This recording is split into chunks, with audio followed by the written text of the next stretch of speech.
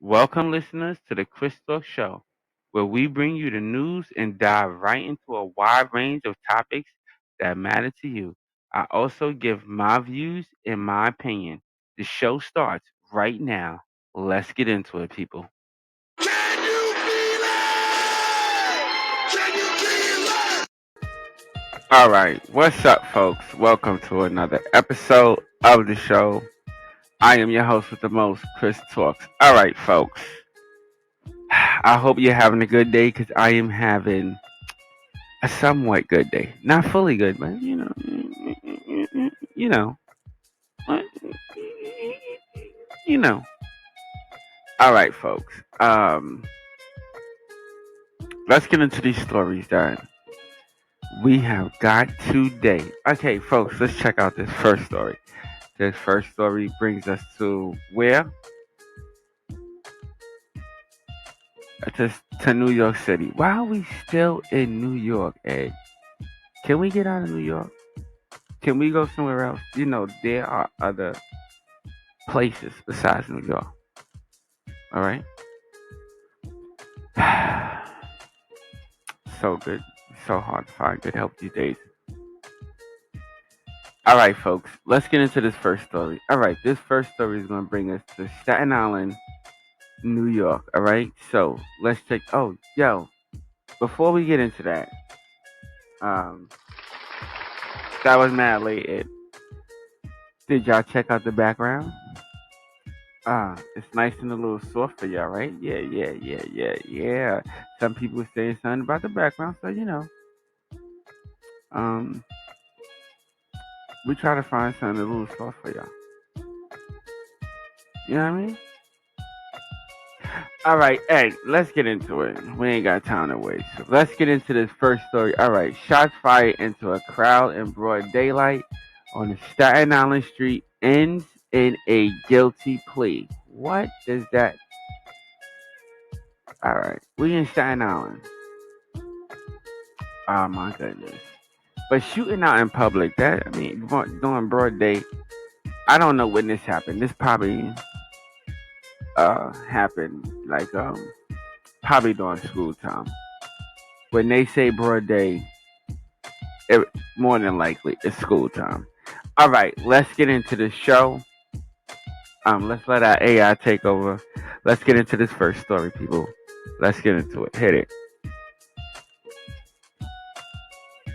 Months after police responded to a shots fired incident that quickly dispersed a crowd in New Brighton. A 26-year-old man has accepted responsibility for his actions. Isaiah McDuffie of St. George pleaded guilty Friday in State Supreme Court. St. George. To second-degree attempted criminal possession of a weapon in connection with the April 10 incident that authorities say unfolded in broad daylight near Jersey Street and Hendricks Avenue. Thankfully, no one was injured.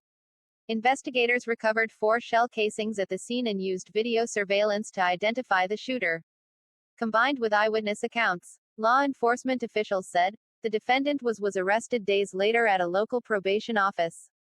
The defendant acted with depraved indifference when he unloaded multiple rounds from an illegal firearm into a crowd of Staten Islanders, said District Attorney Michael McMahon in a written statement following the guilty plea. While we thank God there were no causalities or injuries as a result, we ensured there will be serious consequences for his actions.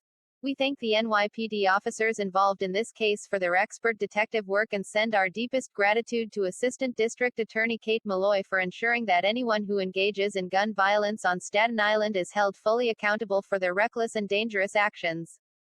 Defense attorney Manuel Ortega said his client accepted full responsibility for his charged crime of attempted possession of a weapon. He is going to avail himself of all programs he is eligible for rehabilitation and wants to do his time and become a productive member of society. I would think so. I would think so. I would think you would want to become a productive member of society. But I mean, people, let's go. Let's be honest. We all know that this is probably just some bull crap talk. Just really, let's be honest. This is just some bull crap talk. This is a 26-year-old man who was. I mean, let's give him props. Because he's accepting the responsibility. But let's give him a boo for what he did. This is in broad daylight. Broad daylight, people. Now you can imagine how many people, how many kids and stuff that was coming home from wherever they was coming home from. And let's be really honest. Do you think this guy would have really stepped up to the plate if they didn't have video on him? Really? Do you think he would have stepped up to the plate if they didn't have up on him? Now, regardless of the actions, well, let me take that back. Not regardless of the actions, but just let's be thankful and grateful that nobody was hurt in this situation, because this situation could have went a lot different. A lot different. And by the grace of God and through technology, they got this person and was able to locate him and arrest him and properly charge him for the crime that he committed. Because a lot of people could have, a lot of people could have got hurt. So yeah, I'm sorry about that. So that's my view and that's my opinion on this story and this situation. I mean, he's probably going to get a few years. He'll probably get a couple of years for the gun. He'll probably get some years for the shells. But I mean, this was one of those. This could go on a list of another senseless, like I always say, another senseless crime. You understand, ladies and gentlemen? I mean, come on, people. We have got to do better. All right, we got to do better, man. We gotta do better. We gotta do better. We gotta do better. And that's my view and my opinion on that one. All right, y'all know what we always gotta do. We gotta pay them bills real quick. All right, listen. If you like this content and want to hear more of it, all the links and stuff is right there on your screen. This episode is gonna be on YouTube. All right. Also, if you want, also we post up motivational and inspirational content and spiritual content to help you through your day. To help you get that get up. You can check us out on Facebook at Chris Talks on Facebook. Anything else? All right, yeah, we good, man. We good with that. All right, let's get into this next story. All right, a man charged with abducting and raping, beating a young girl. What the what? What are people doing out here? What are people doing out here? So this is about a sexual assault. Yeah. Listen, people. I always tell people. Um, Me personally, I ain't got time for it. Okay, I don't have time for it. And something like this. I mean, all right. Let's get into the story so I give y'all my view and my opinion. Let's let Sarah the AI take over, and let's get into it, people. Hit that button, man. Stephen Peralta sexually assaulted and repeatedly physically assaulted a child at a residence in Passaic. All right, we gotta listen. Hold up.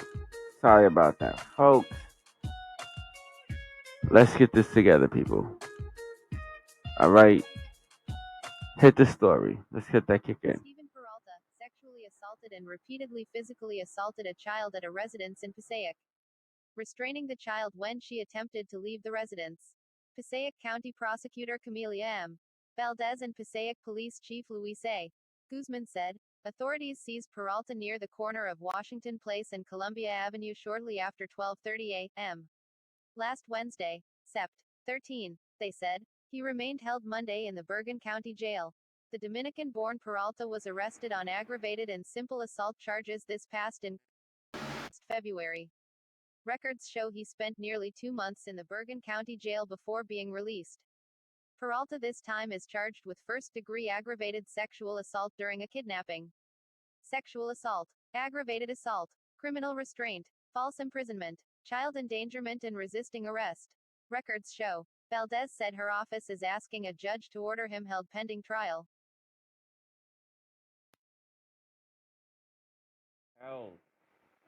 Held pending trial. Yeah. Um. Yeah, I think he should be held pending trial. Can you get my background music again? Thank you. Um. Sorry that story probably came in a little bit low. Um. My apologies for that if that is the case. I don't know how, because when we post it, I don't know how it's going to come out. Some stuff come out loud, come out low. I don't know. I don't know. So this particular story bring us to Palisade County. Okay, so this guy, this is a young girl. This is a young girl, and it sexually assaulted. Some stories like this I don't like to do, but to anybody out there, if you sexually assault a young anybody, especially a young girl, you are going to go to jail. You deserve to go to jail for the rest of your life and probably be buried under the jail. To me, this is probably the murder is probably worse than this, in my opinion. Murder is probably worse than this, people. This is something that should not happen, and uh, whew, man, this is just bugged out. This is just bugged out. Our condolences, and our prayers. Well, our prayers, not our condolences. Let me take that back. Our prayers go out to the family of this young woman that this happened to, and I hope this person really goes, like, really does some serious time. Like, how much time do you think they get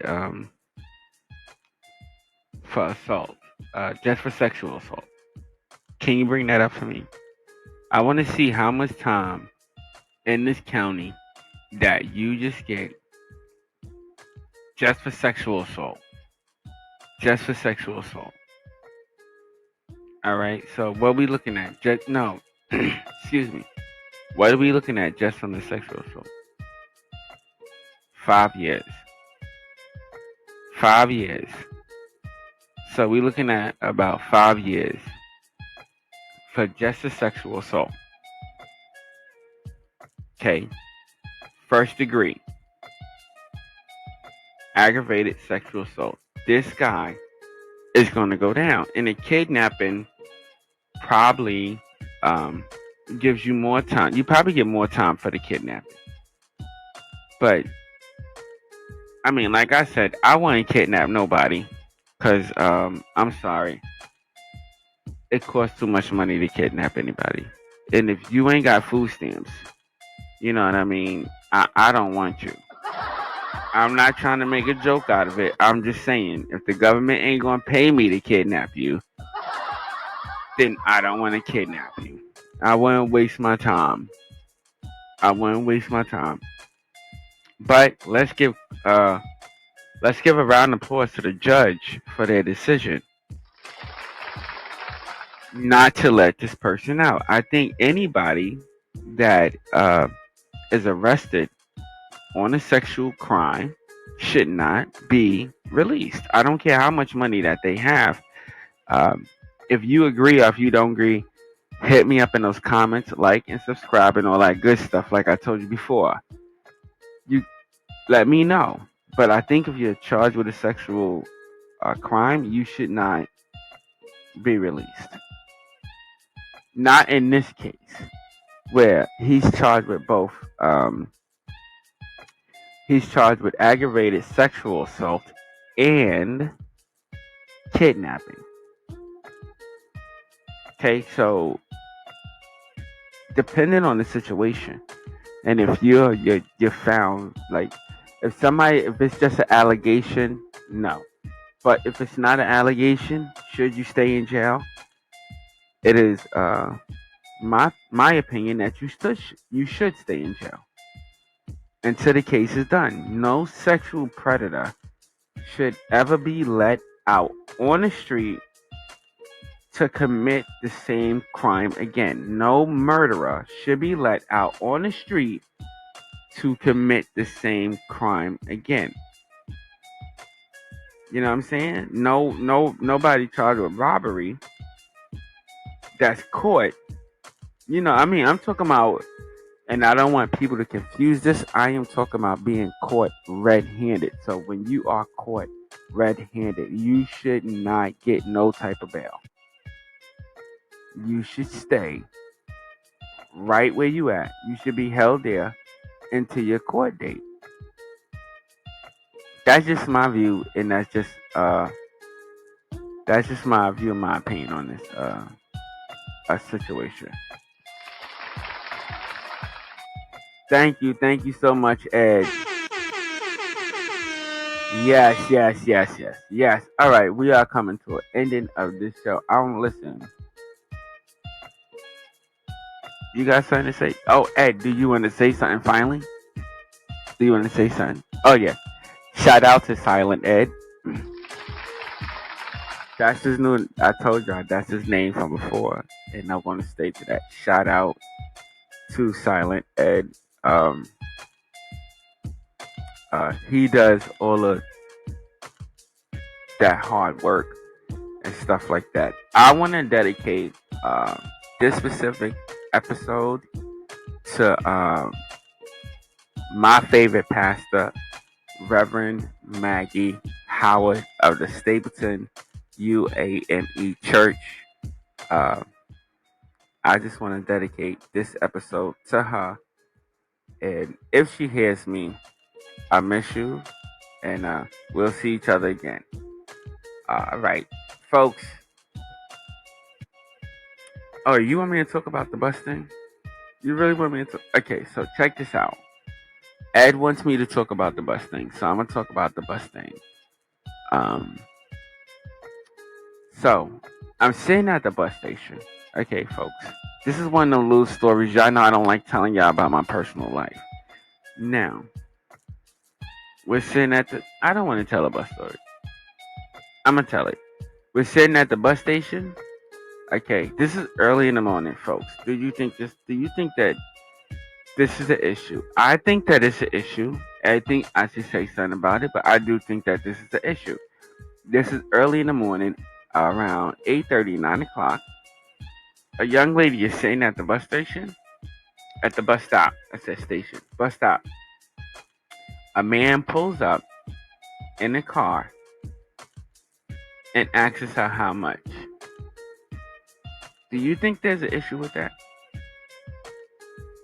Do you think there's an issue? No, that's what Ed. I told you that's what he did. Young girl with a book bag, ladies and gentlemen, with a book bag at a bus stop. A car pulls up, stops, and says, "How much?" Bruh. Yes, that's what he said. Bruh. Now, do you think that's an issue? Do you think that's a problem? Do you? I don't know. You let me know. Hit that like, subscribe, hit that share button, and then leave me a comment on this specific question. I want to know, do you think that was a problem or issue? Now, me personally, yes, I do. Because, come on. 8, 9 o'clock in the morning on the weekday. Come on.